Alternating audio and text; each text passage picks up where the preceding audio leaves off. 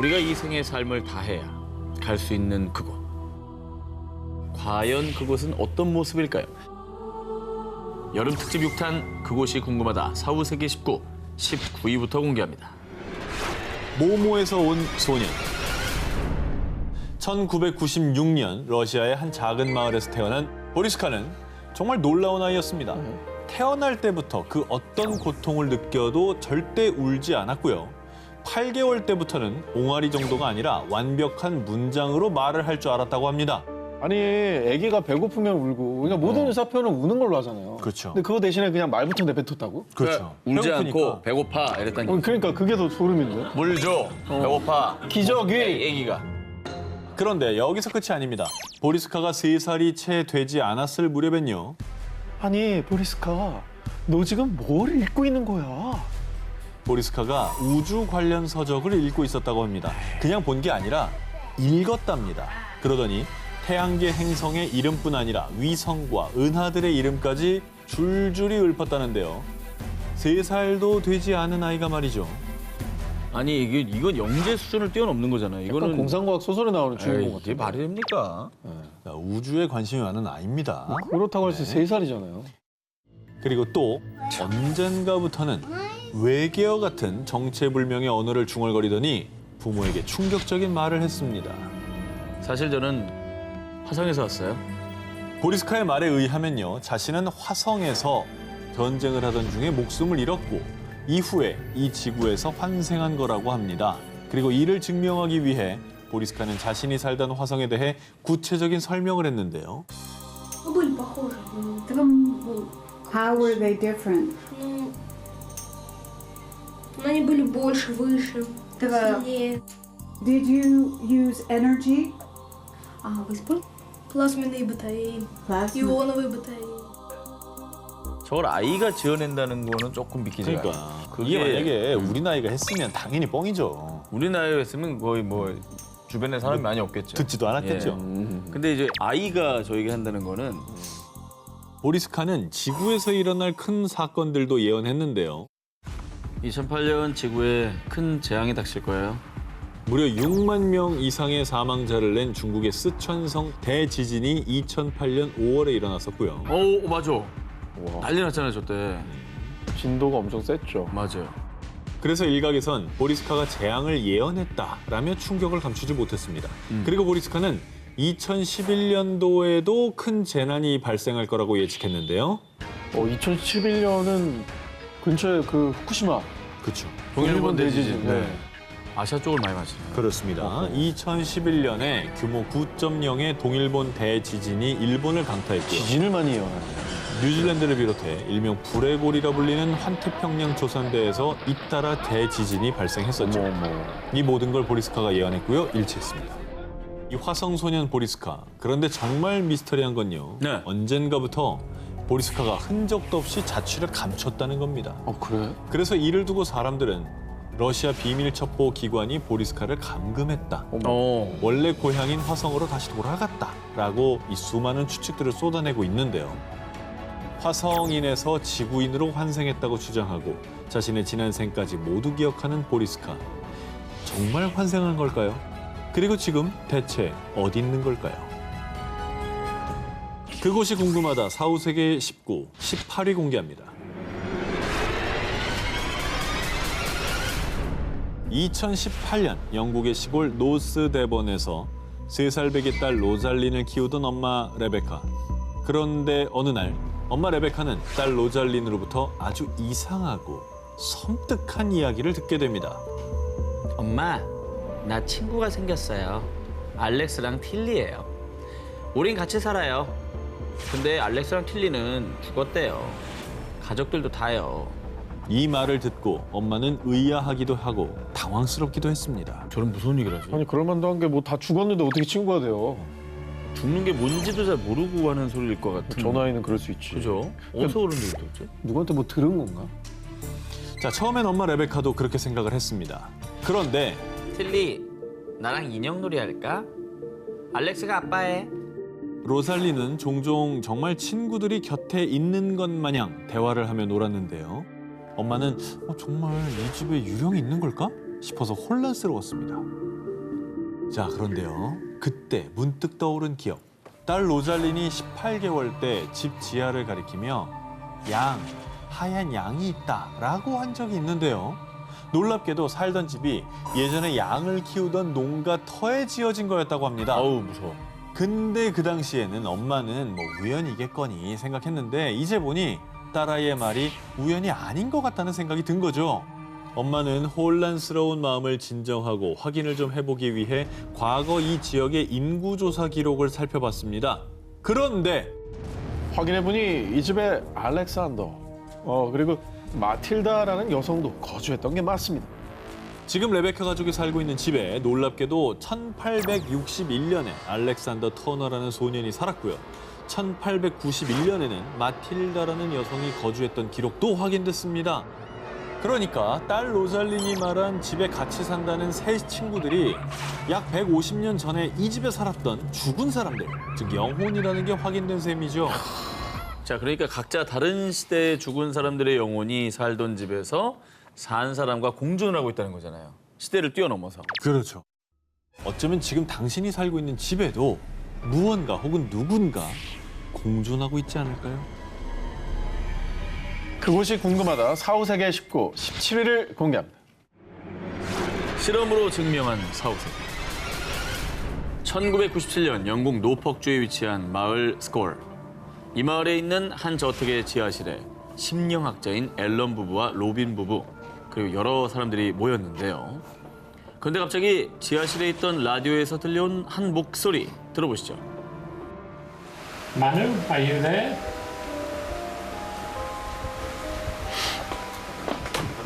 Emily? Yes. Hello, Manu.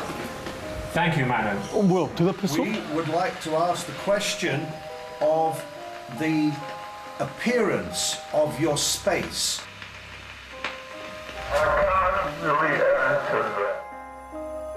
누구야? 이렇게 대답을 해. 뭐야?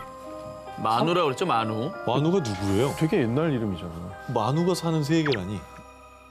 자, 이 영상은요. 1993년부터 5년 동안 실제로 진행된 죽은 자와 교신하는 일명 스콜 실험입니다. 라디오 속 목소리의 주인공인 마누는 이승과 다른 세계 사이의 문을 지키는 문지기, 즉 사후세계에 존재하는 자라고 합니다. 무슨 소린가 싶으시죠? 쉽게 말하면 죽은 자와 교신하는 실험을 했고요. 성공까지 한 겁니다. 진짜? 대체 그러면 어떻게 사후세계 존재를 저렇게 뭐 연결을 해낸 거예요? 자, 스콜 연구팀에 의하면 수신기인 게르마늄 전자장치와 필름 카메라 그리고 라디오를 통해 영혼들과 교신을 해서요. 사후세계 존재인 마누를 소환했다고 합니다. 그리고 마누는 자신의 존재를 증명하기 위해 허공에다 갑자기 장신구나 메달을 만들어냈다고 하는데요. 정말? 자, 그리고 사후세계 문지기 마누뿐 아니라 또 다른 영혼들과의 교신에도 성공했다고 합니다. 이때는 영혼들의 요구대로 깜깜한 어둠 속에서 카메라로 촬영을 했는데 놀랍게도 사진에 영혼들의 모습이 찍혔다고 합니다. 진짜 사람이네? 저거 진짜 사람이잖아. 사람입니다. 근데 어떻게 저렇게 찍힌 거지? 그 영혼을 찍힌 거라고요? 그렇죠. 어떻게 저렇게 찍혔지? 모르겠어요. 지금까지 이제 얘기를 듣고 있으니까 이게 딱 들었을 때 야, 어머 정말 놀라워 이거보다는 약간 정말 맞을까? 이런 의심이 들기는 해요. 스콜 연구팀은요. 실험을 할 때 조작이 아님을 증명하고 도움을 받기 위해서 모 대학교의 전기공학과 교수와 영국 심령연구학회에 있는 교수 등을 실험에 초청을 했는데요. 이들이 보는 앞에서 라디오 내부의 부품도 제거하고 전원 코드도 뺀 채 실험을 했다고 합니다. 정말? 자, 그러니까 당연히 작동이 안 되는 게 맞겠죠. 그런데 소리가 들린 겁니다. 그게 바로 영혼의 소리. 즉, 교신에 성공했다는 증거가 되는 것이죠. 야, 이게 뭔 소리야 진짜. 어우, 소름인데 약간. 자, 그래서 실험에 참여한 과학자들은 스콜 실험 결과는 속임수가 아니다라며 증언을 했다고 합니다. 아니 근데 뭐 이 실험 지금도 합니까? 그럼 지금까지 하고 있다면 전 세계가 뒤집어졌을 것 같은데. 1998년 1월 실험을 시작한 지 5년 만에 스콜 실험이 갑작스레 중단됐습니다. 그 이유가 무엇이었냐? 사악한 영혼들이 우리가 사는 세상으로 넘어오려고 했습니다. 그래서 그만뒀습니다. 스콜 실험 연구팀에 따르면 죽은 자들이 자신들이 드나들 수 있는 문, 빈 유리관을 설치해달라고 요구했는데 이 빈 유리관에서 사악한 기운의 영이 나타난 겁니다. 이에 연구팀은 제어 불가능한 끔찍한 일이 생길 수도 있다고 판단해 결국 실험을 중단했다고 합니다. 이 실험을 보면 어쨌거나 인간이 사는 세상도 있고 사후세계도 있고 뭐 이런 게 증명이 된 게 아닌가. 죽은 자들과 교신하는 스콜 실험, 그들이 사는 사후세계는 대체 어떤 곳일까요? 그곳이 궁금하다. 사후세계 19, 13위를 공개합니다. 천국에 다녀온 소년. 2003년 미국, 천국에서 누나를 만나고 돌아온 한 소년이 있습니다. 엄마, 나한테 누나가 또 있어요. 누나는 지금도 있잖아. 아니요, 누나는 한 명 더 있었어요.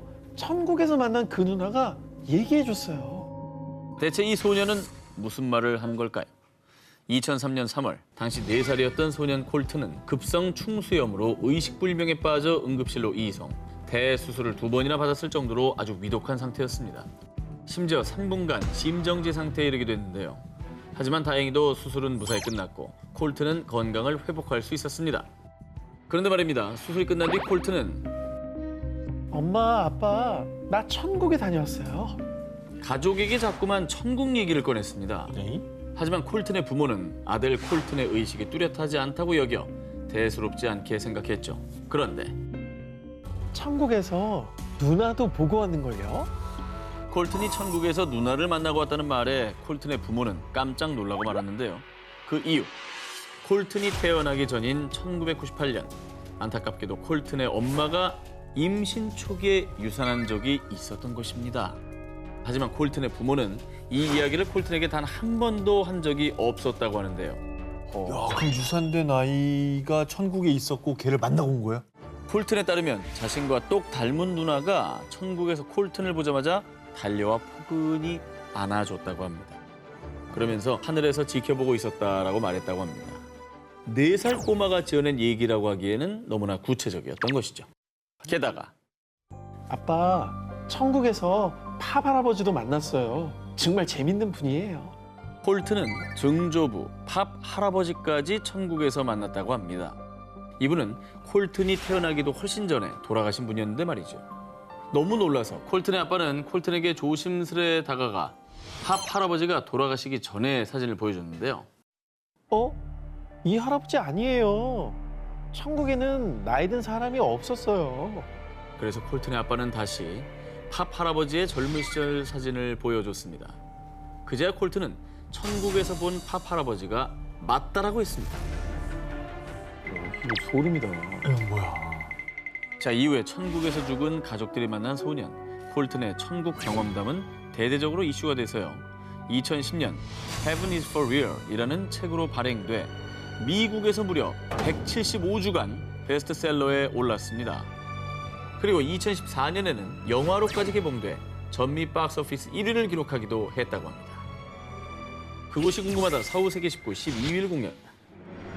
중국 집단 모모 마을. 중국 후난성 화이화 지역의 외진 산골 마을 핑양샹. 소수민족인 동족이 모여 사는 이 마을에서는 아주 미스터리한 일들이 일어나고 있습니다. 이곳에 사는 8살 소년 우모군은 엄마와 함께 거리를 걷던 중 엄마, 저 사람이 날 죽였어. 살려줘. 갑자기 이웃 남자 룽 씨를 보자마자 온몸을 바들바들 떨며 울부짖었는데요. 이거 뭔 말이에요? 나를 죽였다는데 애는 살아있고. 이거 뭐 약간 앞뒤가 안 맞는 것 같은데? 한편 결혼식장에서는요. 신랑 우춘이 한참 어려 보이는 스상런에게 다가가 엄마, 저 잘 살게요. 엄마라고 부르기까지. 자, 그런데 이 모든 기이한 상황에 마을 주민들 그 누구도 놀라지 않았습니다. 무슨 말이에요? 뭐 어떤 얘기가 펼쳐지고 있는 거예요? 이 미스터리한 일들을 겪은 이들은요. 일명 재생인으로 불리는 환생한 사람들입니다. 첫 번째 재생인 핑양샹 마을에 사는 소년 우모군은요. 전 사실 전생에 돼지였어요. 자신이 전생에 외할아버지가 기르던 돼지였다는데요. 게다가 같은 마을에 사는 도축업자 룽 씨가 전생에 자신을 죽였다는 주장까지 했습니다. 그런데 정말로 과거에 룽 씨가 소년의 외할아버지가 기르던 돼지 한 마리를 잡은 적이 있었다는 거죠. 돼지가 사람으로 환생했다는 얘기네. 그리고 아까 결혼식 장면 기억나시죠? 네네. 핑양샹 마을의 또 다른 재생인 스상러는 전생에 셴시라는 마을에 사는 24세 여성 야오잔이었다는데요. 전생에 아이들을 두고 먼저 눈을 감은 게 내 한이에요. 전생에 우춘이라는 아들과 우메이라는 딸을 두고 본인은 지병으로 사망하게 됐다는데요. 그리고 그녀는 환생을 한 뒤 전생이 자꾸 기억나서 11살 무렵 직접 셴시 마을에 찾아갔는데 그런데 그곳에 정말 우춘과 우메이라는 남매가 살고 있었고요. 심지어 남매의 모친은 지병으로 사망한 야오잔이었습니다. 그럼 그렇게 바로 환생을 한 거라는 거예요? 어이구, 소름 돋네, 이거. 스상런의 이야기를 들은 우춘 남매는 그녀를 엄마가 환생한 존재라 믿을 수밖에 없었고요. 그래서 아들 우춘의 결혼식에 스상런이 엄마로서 참석도 하고 현재까지도 계속 왕래하며 가족의 연을 이어가고 있다고 합니다. 그런데 핑양샹 마을에는 본인이 환생했다고 주장하는 재생인들이 무려 110여 명에 달한다고 합니다. 정말 기묘한 얘기네요, 진짜. 110여 명, 와우. 환생인들의 마을, 핑양샹 마을에 대해 일각에서는 마을을 유명하게 만들려고 다 같이 거짓말하는 거 아니냐? 라며 비난하는 목소리도 있었는데요. 중국 최대 규모의 연구기관 중국사회과학원은 마을 주민들의 증언이 사실인지를 판단하기 위해 조사를 했습니다. 네. 그리고 그 결과 핑양샹 마을의 재생인들은 거짓말을 하는 게 아닙니다. 주민들에게 최면 기법과 거짓말 탐지기를 실시한 결과 대부분 진실로 판명났다고 합니다. 어머. 하지만 이 현상을 설명할 만한 과학적인 근거는 찾을 수 없어 핑양샹 마을은 지금도 여전히 미스터리한 마을로 불리고 있는데요. 왜 유독 이 마을에 환생자들이 계속 나오는 걸까요? 핑양샹 마을에서 일어나는 수수께끼의 진실, 그것이 알고 싶습니다. 그곳이 궁금하다 4호세계 19 11위 공개합니다. 중국 모모를 삽니다. 2013년에 이어 2016년에 중국 산시성과 간수성에 전해진 충격적인 소식. 여성 사체판에 판매한 일당 적발. 여성 2명 살해 팔아넘긴 남성 체포. 아 뭐야, 시체를 왜 팔아요? 그걸 왜 팔아요? 이런 끔찍한 사건이 일어난 이유, 바로 중국 산시성, 광동성 등 일부 지역에서 성행하고 있는 풍습, 명혼 때문입니다. 명혼이란 미혼 남성이 세상을 떠나면 남성의 부모가 여성의 사체를 산 뒤에 두 남녀의 사체를 합장시키는 걸 말합니다. 이렇게까지 하는 이유가 뭡니까? 명혼을 하는 일부 지역, 또 이 지역민들의 말에 따르면요, 미혼 남성은 조상의 무덤이 있는 곳에 함께 묻힐 수가 없다고 합니다. 그래서 명혼을 해서라도 조상들의 묘가 있는 곳에 묻으려고 하는 거죠. 그리고 결혼을 하지 않고 죽은 영혼은 4, 5세계에서 악령으로 변해서 가족들에게 저주를 내린다고 믿기 때문에 여자 사체를 사서라도 꼭 명혼을 시키려는 거라는데요. 그러다 보니 암암리에 명혼을 위한 사체 가격이 치솟고 치솟아 2016년에는 15만 위안, 우리나라 돈으로 약 2,700만 원까지 거래가 됐다고 합니다. 그래서 돈에 눈이 멀어서 중간 업자도 생겨나고 또 유족들 몰래 무덤에서 여성의 사체를 파내서 명혼의 신부로 팔아넘기는 밀거래나 심지어는 살아있는 여성을 살해한 뒤에 팔아넘기는 일까지 발생한 겁니다. 아니 무엇보다 사후세계에 있는 이들조차 결코 바라는 게 아닐 거라는 생각이 들거든요. 그렇습니다. 2016년 3월 중국 정부는 명혼으로 인한 시체 도굴, 시체 매매, 알선 등 범죄 행위를 엄격히 다스릴 겁니다. 이렇게 강경한 입장을 발표하고 이를 어기면 시체 모독죄로 최고 유기징역 3년형을 선고할 거라고 전했습니다. 중국의 빗나간 풍습, 아니 악습, 명혼, 정말 명혼이 죽은 자들을 위한 걸까요? 남겨진 사람들의 이기심 아닐까요?